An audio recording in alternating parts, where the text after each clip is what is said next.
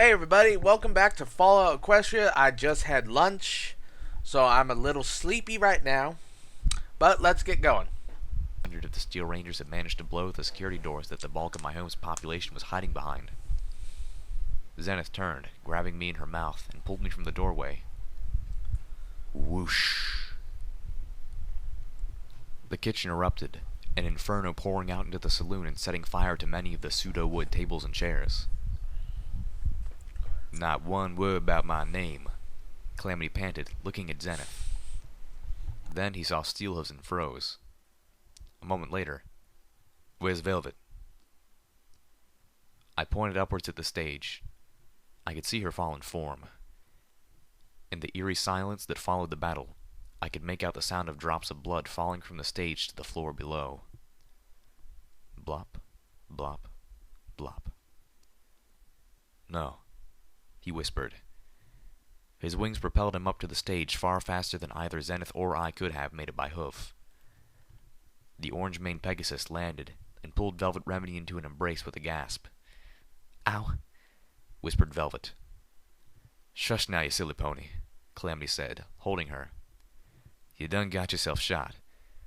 But you're gonna be right as rain soon enough. We got ourselves the best medical pony in all the equestrian wasteland." I started up the stage stairs towards them.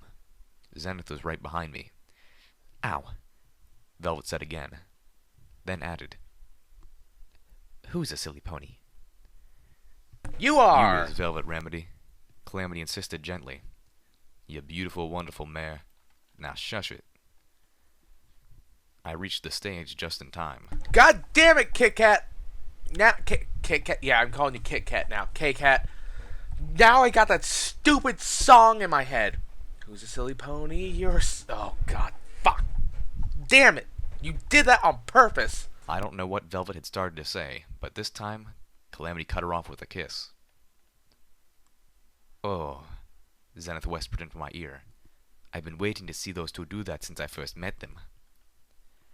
You little I voyeur, was you. stunned at first.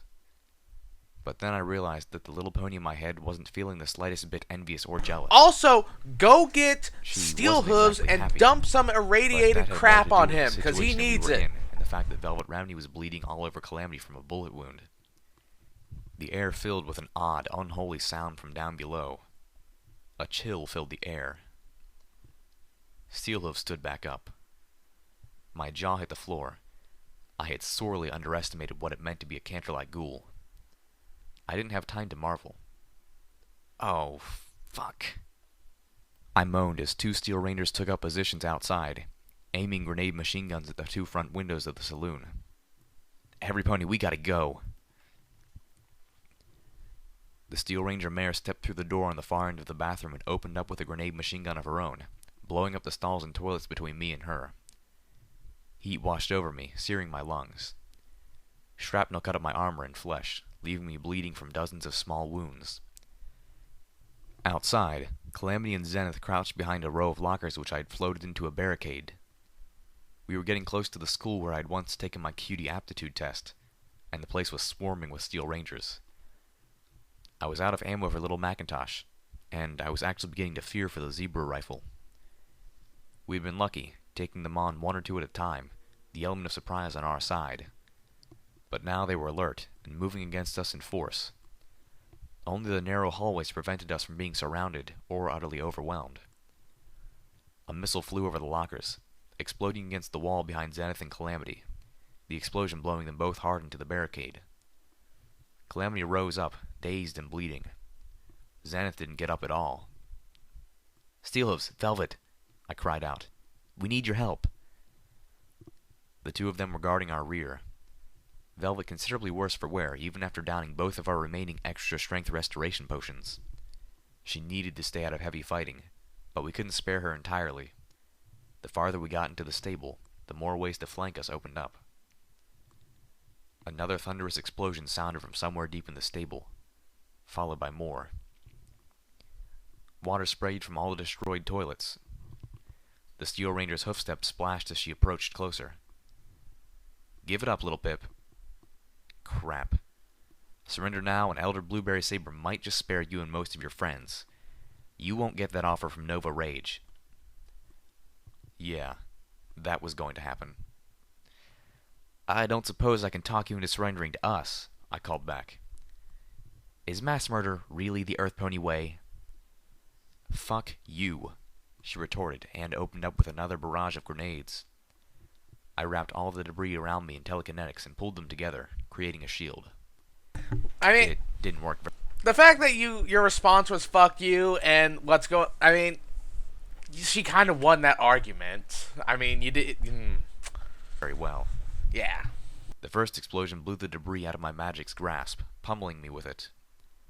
I felt bones break as pain surged throughout my body. More grenades detonated around me. My pitbuck screamed as every limb registered as crippled. My pitbuck politely told me I was dying from internal injuries. I couldn't feel them. My body was in shock. All I could feel was cold. 2 missiles streaked through the air overhead, entering the room from behind me. They hit the Steel Ranger, blowing her off her hooves. She slid across the wet floor and collapsed in the corner, unmoving. Little Pip, Velvet Remedy cried from forever away. I lost consciousness.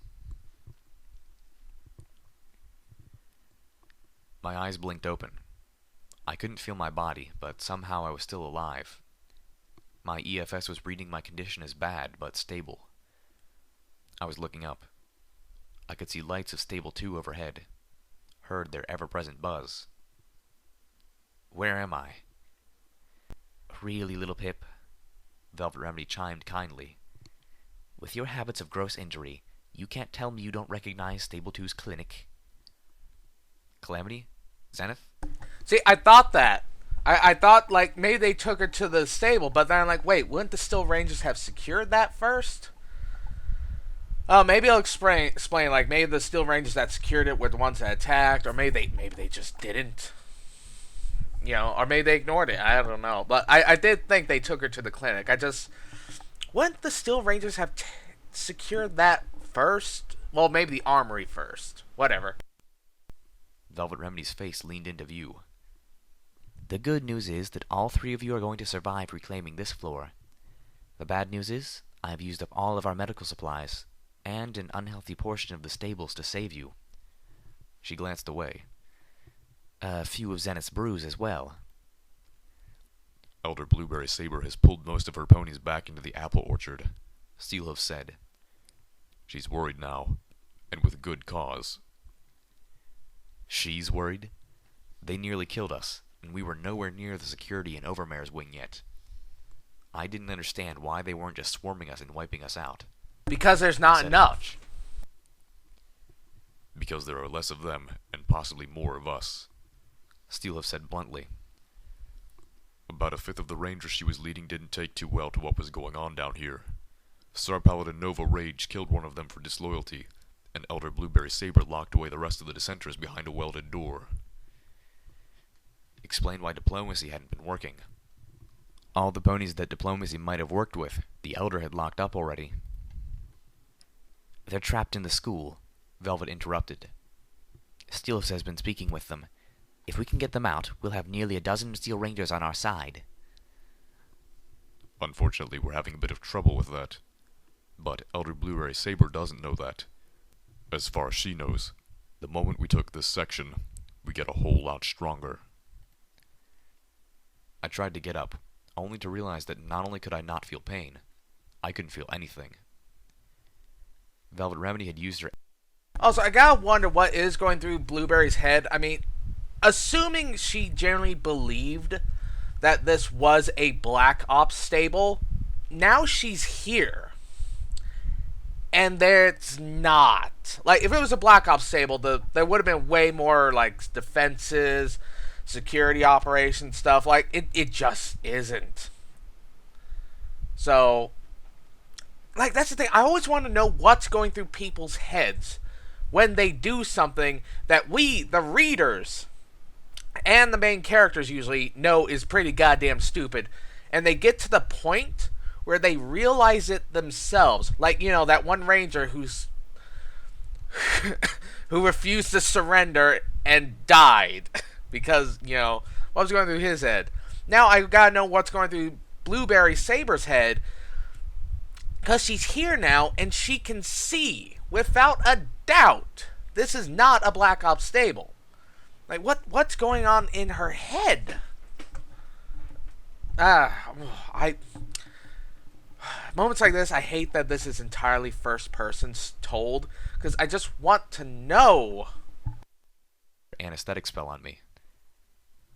I tried to get up again, fervently sending the signals from my brain to a body I couldn't sense that ought to make it move. My body heaved and I fell to the floor with a thud, bloodying my nose. I couldn't feel that either. Now look who's a silly pony, Velvet Remedy giggled. Stop that, or I'll tell Homage that you're into bondage and spankings. I couldn't feel myself blushing, but I'm sure I was. As extra punishment, Velvet let me lay on the floor as she turned her attention to Zenith. The zebra was still unconscious. Calamity trotted in a short time later. I'm afraid there ain't an easy way to get that door open. Best bet is to cut through it with a blowtorch, and that'll take hours, he whinnied. On the plus side, seems like that's what the enemy's trying to do with the S&O wing. Only those doors are a hell of a lot thicker, and there's more than one of them. Best bet, we still got a couple hours before they're through. I forced my body to roll over, feeling an uneasy sense of accomplishment when I managed it on the third try.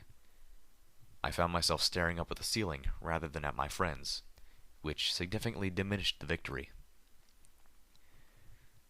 You know, magical energy weapons would melt through those doors a whole heap of a lot quicker. Steel Ranger's battle saddles aren't equipped with magical energy weapons, Steelhooves replied. That is an Enclave design. Yeah, Calamity said in an odd tone. That's what I figured. My gaze fell on the grate to the air ducts. Unfortunately, while I was small, I was no chimera. God damn it! Was the suit Calamity? The thing Calamity was going to get, was it Enclave power armor? Because I want to see that. I couldn't fit through them. But Pyrelite. What's that, little Pip? Pyrelite can get through the air ducts. She can carry a blowtorch to the good guy Steel Rangers trapped inside the classroom. Let them cut their way out, I suggested. Plus, she can carry in food and water to them while they work. I like it, Calamity said, the grin I couldn't see evident in his voice. Frees up time to continue the mission while we're still providing diplomatic relief. We had a plan. Don't get fancy with your words. So did Elder Blueberry Saber. While we were busy, that bitch had welded shut every entrance into the atrium, except for the passage through the apple orchard. The orchard was a huge, open space, with only thin trees for nearly useless cover.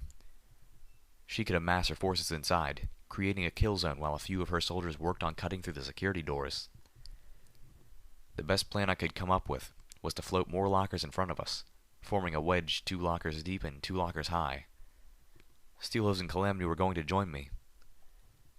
Velvet had clearly taken far better care of us than of herself, unwilling to use up more than the minimal amount of medical supplies on herself that we might have, and did, need later.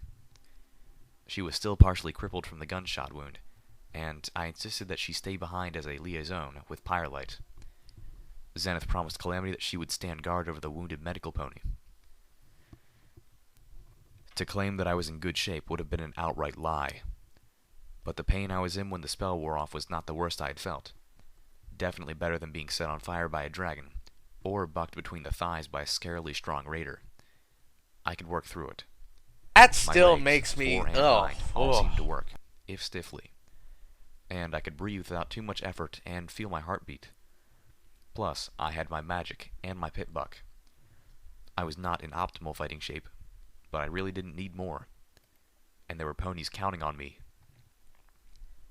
I'd already seen too many ponies whom I recognized lying dead on the stable floor. I wouldn't allow Elder Blueberry Saber or Star Paladin Nova Rage to add to that number. Steelhooves trotted up behind me. We haven't as I even floated met the Nova lockers into Rage. formation.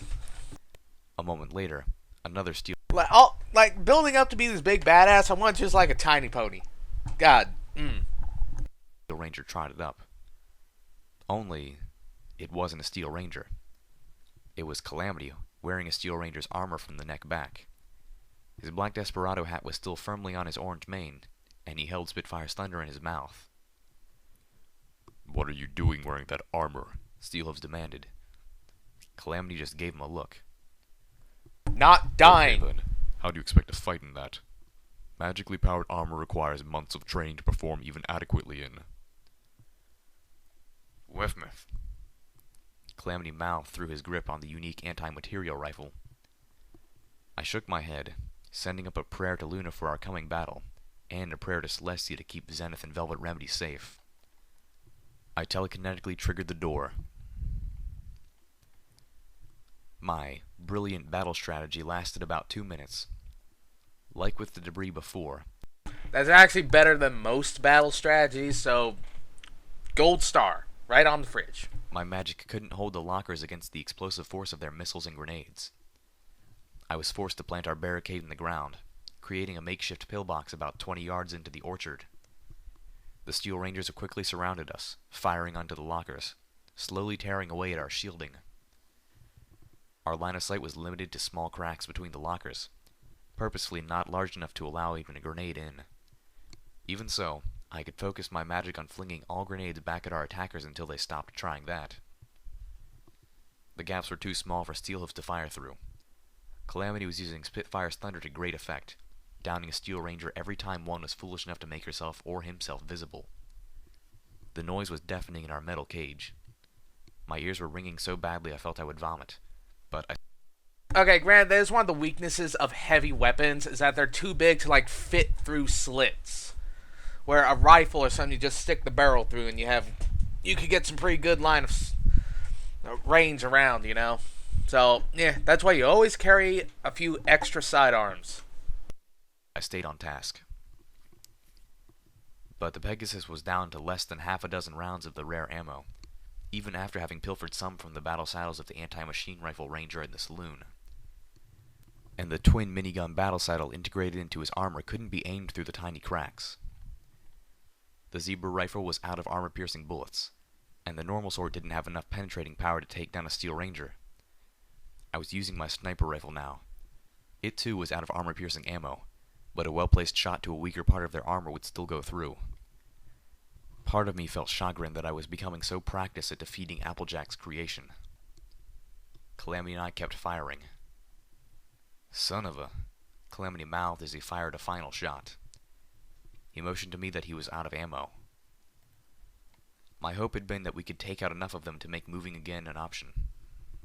From all the red lights on my eyes forward sparkle, we had done admirably. But we were still doomed. I had walked us into yet another trap, with yet another stupid plan. And this time, I had probably gotten all of us killed. I wasn't ready to give up just yet. It was about time to try a Russian gallop. Steelhooves and Calamity still had their battle saddles, and for the first time, And they're wearing the power one pony armor. not in any danger of running out of ammo was our ghoul. Finally being willing to scavenge ammo helped immensely. I focused, floating. Finally! You should be doing that always! God damn. Like, how much heavy weapons have you... Okay, Grant. Heavy weapons wouldn't be very helpful right now because, you know, they can't fit through your little arrow slits you made. But still, man, it would make your life a lot fucking easier. Got a little gravelly there. Hope I'm not coming down with anything again. Oh god, that would be horrible. I just stopped being sick. I don't want to be sick again. The lockers and hurling them in all directions, aiming at the red marks on my EFS compass. There wasn't a lot of force behind the throw, but I released them just before they hit, and suddenly they went from flying weightless lockers to flying damn heavy lockers. A chorus of thuds rang out as several Steel Rangers were clobbered and trapped underneath. Unfortunately, Steel Ranger armor made them strong. They began to buck the metal weights off faster than I expected. We took off at a gallop, running across the orchard for the opposite door. Gunfire and explosions erupted all around us. Dirt and wood filled the air. A missile roared past me, disappearing into the foliage of an apple tree before exploding. I felt applesauce splatter my face. Steelhose fired forward, clearing a way ahead. Calamity bemoaned the magically powered armor's lack of wings, spun, and poured out suppressive fire behind us. Several Steel Rangers fired back with light machine guns and miniguns, but their shots glanced off the power armor he was wearing. Calamity swiftly turned, racing to catch up before one of them returned. He's not wearing a helmet, is he? Sniper round. He was doing far better in the suit than Steelhooves had anticipated, but nowhere near as well as Calamity himself had expected. Still, it looked like we would make it. I pushed as far as my battle-weakened and overstrained body would take me, and I was the first to reach the door. It was locked, and trapped. Of course. But this was no problem for me. Well, not one of skill or tools. It was a problem of time. Calamity and Steelhooves reached me as I attempted to disarm the explosive. Steelhooves began to guide me through it, his skills far surpassing my own, while Calamity turned to face the approaching Rangers. "Give it up," called out Elder Blueberry Saber as the Steel Rangers advanced, encircling us. I heard a click as the bomb disarmed. Now for the door. I heard more clicks as every enemy Steel Ranger in the apple orchard reloaded. Elder Blueberry Saber called out again. "Last chance. Give it up." I sighed. Damn it. This was the damn Ministry of Morale rooftop all over again. Why don't you just kill us? "Because now she needs to make an example out of me," Steelhooves guessed. "And she knows that will go a lot smoother if she has hostages I care about." "Or maybe I just need a good lockpicker," Blueberry Saber answered. "Some pony who can get me past the security door." Oh, hell no. A deep explosion rang out. One of the Steel Rangers fell, her midsection torn through. Several friendly lights suddenly danced around my EFS compass. But that was impossible, I thought. The Steel Rangers upstairs were still hours away from being freed. We wouldn't be getting reinforcements for... A magical energy pistol appeared pointed to Elder Blueberry Saber's head. It was held by a familiar-looking griffin, the hood of her cloak falling back to reveal her head. Wait. Blackwing? Huh? What? Elder Blueberry Saber's eyes went wide as she realized the situation had dramatically changed. Where did you come from?" Blackwing smirked as she pulled the trigger. They walked in. A green beam from her pistol striking the pony between her eyes, turning her into a pony-shaped glow of luminescent green. "God sent me." Elder Blueberry Saber collapsed into a luminescent puddle. No! I want to know what was going through her. Okay, K-Cat, since Elder Blueberry's dead, can you just explain to me what the fuck was going through her head as all this went down? Because I always want to know. And she's dead. I mean, it's not going to spoil anything. I don't think. Okay, if it does, don't tell me. But at least mention that. Okay? Ah. The battle had changed. Arcs of magical energy from the small group of griffins were exchanged with the artillery fire of the Steel Rangers. Calamity and Steelhooves waded into the fight while I struggled to unlock the door with my telekinesis. The door unlocked with a satisfying click and slid open. Beyond, I could see the atrium. But even before I could see it, I could smell it.